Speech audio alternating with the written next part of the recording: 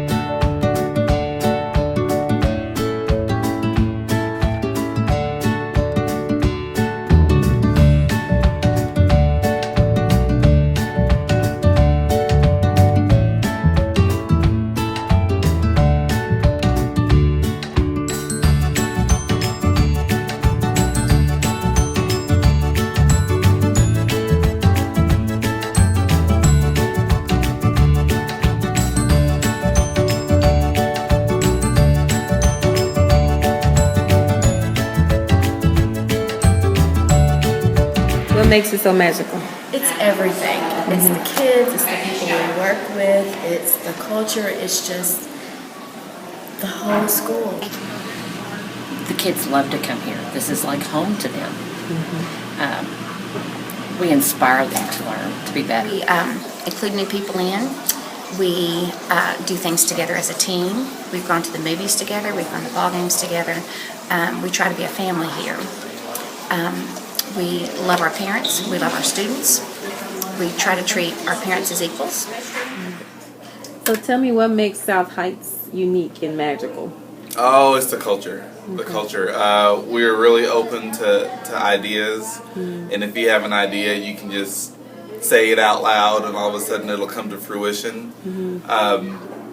It's trust. You know, trusting the people that you work with to do their part, and then you to carry your load and do your part as well.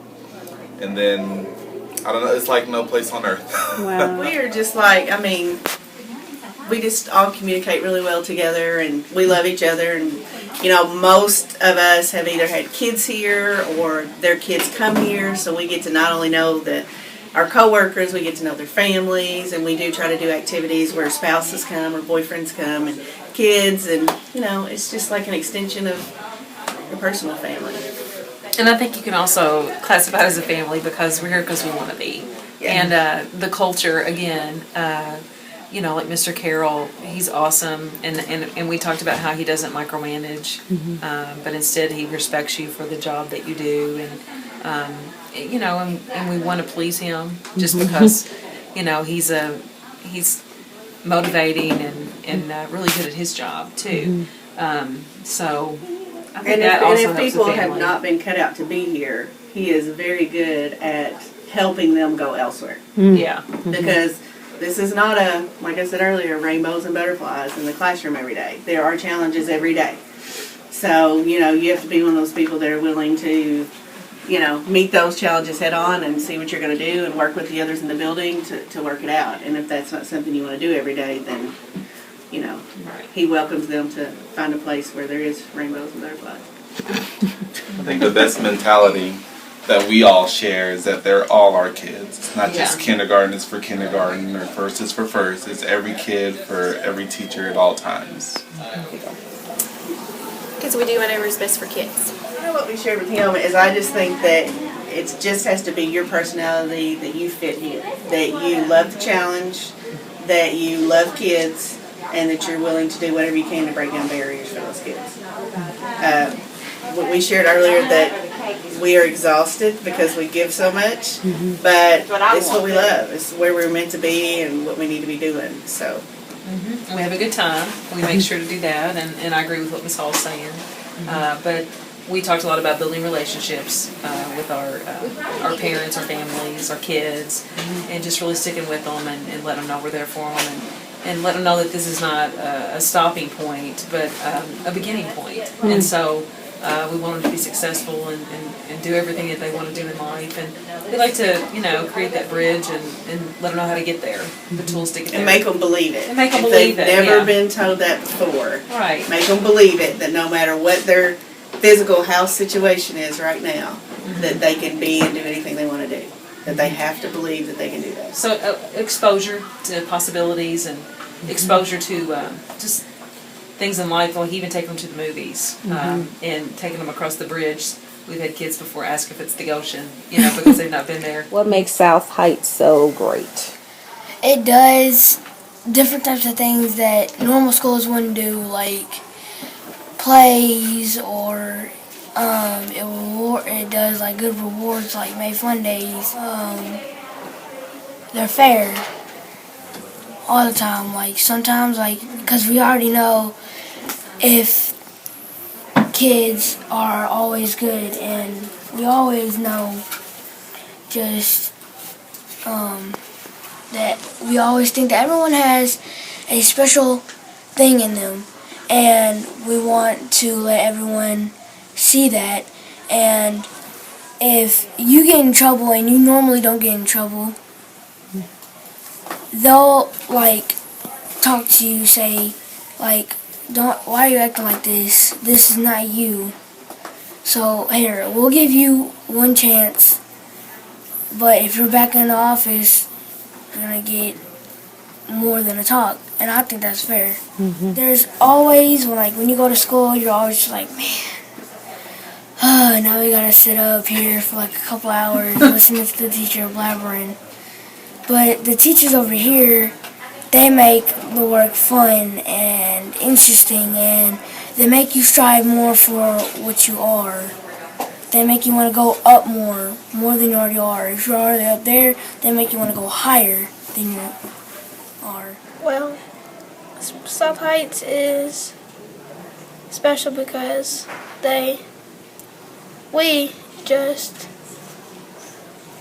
we have our own way of doing things, of making them unique, switching it up to where it's a better way for kids to express themselves and do what they would like to do without breaking the rules. I think that people is the biggest asset, and I think I can do a better job of being intentional in who we hire. My last question is, tell me about your heart of our interview. And I really take that question seriously, because I feel like with the right heart and mindset, we can teach you how to teach. We can give you the tools to do that. But if you don't come in believing in all of our children, not using their situations as an excuse or their parents as an excuse, but seeing the true potential in every single child and not blaming them when things don't go right in your classroom, then we can move forward. But if you're constantly saying, they won't do this, I ask them to do this, they won't do this, or you're up there teaching and talking and nobody's paying attention, you need to stop. Something needs to change. And what I see at South Heights is that the kids were engaged, like you said. They were up, the teachers were up dancing and singing and moving around and just doing whatever they needed to do to keep them engaged. What day is today? Oh, it's the beginning of a month. That means it's the beginning of the week, so it's got to be Sunday! Okay. Well, it's the beginning of a month, so it's got to be the beginning of, our school week, so it's Monday. What day is today? Bryce? Tuesday? We're going to count by twos all day? Tuesday. Tuesday? Yes! Tuesday starts with a... T. Oh, a T. Oh, okay. And the principal, it's like he was walking around, he was there, but not really. He's not the star of the show. Not at all. And, he just opened his school up to us, didn't follow us around, wasn't worried about what we would see. nothing. He was just like, whatever you want. And every single person had that same attitude, like whatever you want, what can we help you with, what do you want to see. It was not, we weren't a bother to them. I didn't get that. You ready? Okay, I'm going to explain the CHAMPS charts. We have several different kinds to set the expectations for every single situation in our school building. CHAMPS, you go through the C. C is for conversation. So on this CHAMPS chart, they can either be at a level 1, which is our no talking, or a level 2, which is a whisper. H stands for help, so the kids know exactly how they're going to receive help. So on this CHAMPS chart, they have to ask 3 at their table before they ask the teacher, and then to get assistance from the teacher, they have to raise their hand. Their activity is they're going to be working in a group, and they're going to be doing like pencil and paper activities at their table. Movement, restroom and drink are both open. For example, the cleanup, restroom and drink are closed with the line through. Participation, their eyes and their ears are on their group or their work. They're focused on that specific table, and they are working together as a group. And if they are doing all of these, then the S stands for success. We did observe, I did observe students acting out in those classes, in some of those classes. And for example, one girl had her desk almost turned completely over. But it's almost like the teachers picked their battles, you know. She gave her a verbal cue, she kind of set the desk up a little bit, then it went back down. I mean, no kid is perfect, but the teachers in every classroom, I saw different behavioral things happening. But it wasn't like all the attention went to that particular student and it was blown out of. Exactly. There wasn't a power struggle happening not a power in struggle. any of those classrooms. Even when the teacher said something and the student didn't do it, the teacher just said it, that's the way it is, and left. There was no arguing. No, it was just you meet the expectation because that's the way it is. Or they referred to the CHAMPS poster. Yeah. And that was pretty much it. And there was no anger. I didn't see any teacher get angry with any student. There was some disappointment, but it was just a disappointment in the voice fluctuation or what have you. Like, warning Camden, mark Camden. And they go on with the lesson. I mean, it was not a big deal. And one little girl in the first class that I went to raised her hand, had it raised forever. The teacher, yes, Marguerite or whatever, may I use the restroom? The teacher looked at her, looked at the chart, looked back at the child and said, moving on. Just continue teaching. And the child knew what that meant. It was just so positive. It was so positive. And this came directly from one of the teachers. She told me that they reinforce through love and relationships, and that challenging students need love. So this is PASS, and that's called a Positive Approach for Student Success. And what we do is we have students that have some behavior issues, target the 1 or 2 behaviors that get them out of the classroom the most, and actually use it as a teaching moment rather than a punishment. That's where that PASS come in. Because they utilized the PASS, and it was a kid, he was acting up, didn't want to read. And he said he went and got his book. He just kind of got himself together. So, I mean, that whole transition was nice. I mean, like I said, it wasn't mad. You had adults in there. He didn't try to show out and act the fool. And the energy didn't come away from the class. She just kept on teaching. And that's what he was saying. It gave him a warning, and she kept on teaching. The relationship that the teachers have with the students. Me? Same deal, the relationship, and that it's positive. Even when they were redirecting or reteaching or saying warnings or whatnot, it was always positive. And there was so much songs, movements, and the teachers, the best classes I saw, they were planned to the nth degree, completely planned. And the kids knew what was they knew what was expected of them. It was very clear, and they felt comfortable and loved there. I agree. Very clear expectations, positivity, and everything was very intentional. There wasn't a minute of wasted time, and everything they were doing had a purpose. I just, the word would be intentional, I feel. I think everybody's a leader. not just administration or not just adults and not just support staff, but all the way down to the kindergarten kids. Everybody believes and knows that they have something to offer that's important. I would say that all in all, they have a good understanding of their purpose here is to help kids. And at the end of the day, it's more family oriented. I mean, like I said, they work hard and they play hard.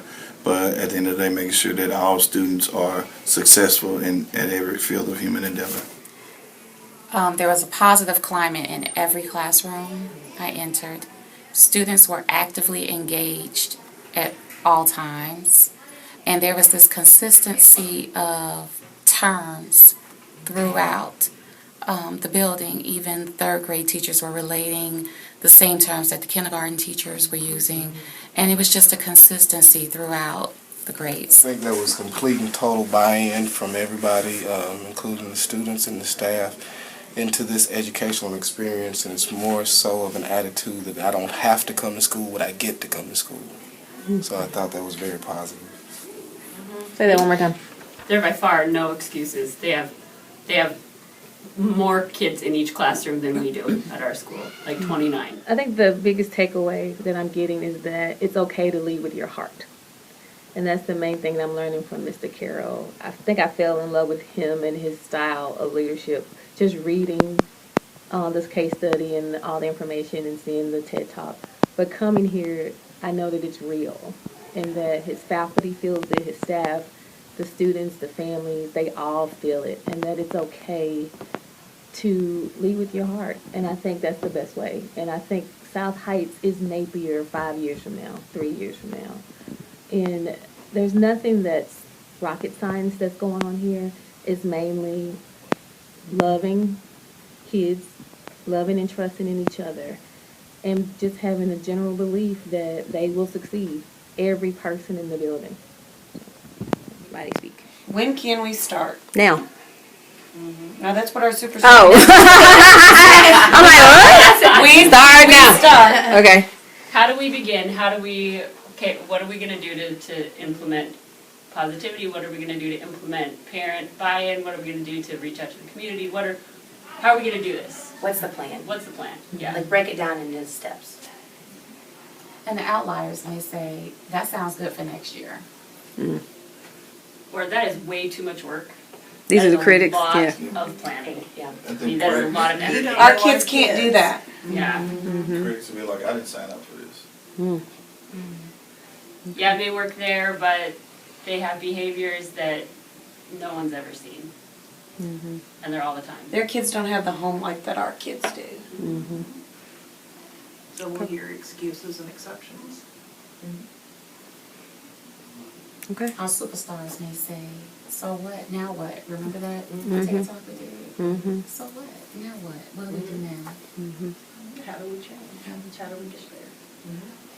And our true superstars is going to say, okay, when are we meeting and let's make the plan now.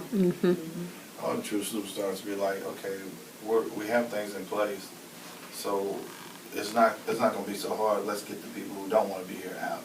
That was my question. That was my thought as well. Like, okay, how do we get rid of the ones who aren't bought in? All right, Hank here. I'm Rob Carroll, and we're here at South Heights Elementary. And I think our message to you is, number one, you don't have to accept things as they are. What we did at South Heights is we just really said no more. Just because there were decades and decades of things not going well at our school didn't mean we had to continue that. And when we did that, when we said no more, there was great freedom in that. It gave us just great abilities. What we thought couldn't be done now could be done. And it's not going to be solved overnight. It takes continuous work. It takes tremendous collaboration.